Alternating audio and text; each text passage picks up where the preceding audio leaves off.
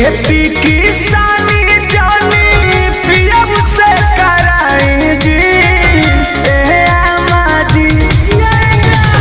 खेती किसानी जानी पियब से कराई जी ए अम्मा जी।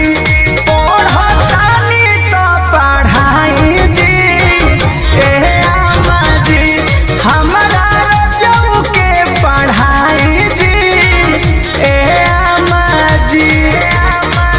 कॉपी कलम हमरा बलम के धराई जी ए अम्मा जी। पढ़तानी तो पढ़ाई जी ए अम्मा जी। हमरा रजऊ के पढ़ाई जी ए अम्मा जी। पढ़ाइए ना जी।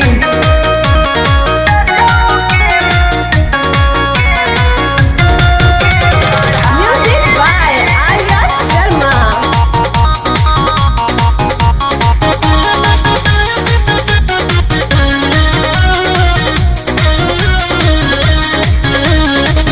देवरू से भले डहलावाइले हबिया जी।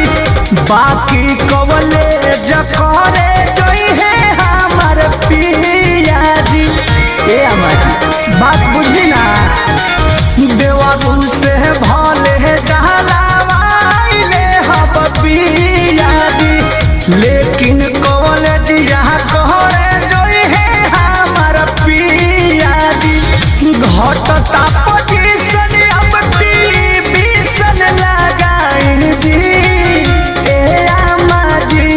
पढ़तानी तो पढ़ाई जी ए अम्मा जी। हमरा रजऊ के पढ़ाई जी ए अम्मा जी।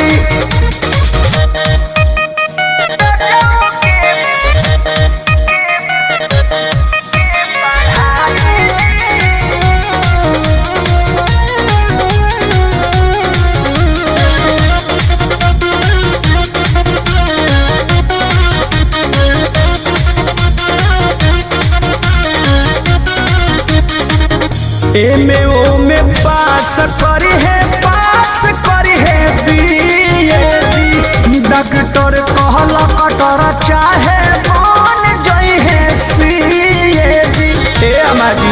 अरे पंकज बबुआ लेखा हो गई है। एमे ओमे पास करी है बीए जी। डॉक्टर कहल कटर चाहे बन जई है सीए जी।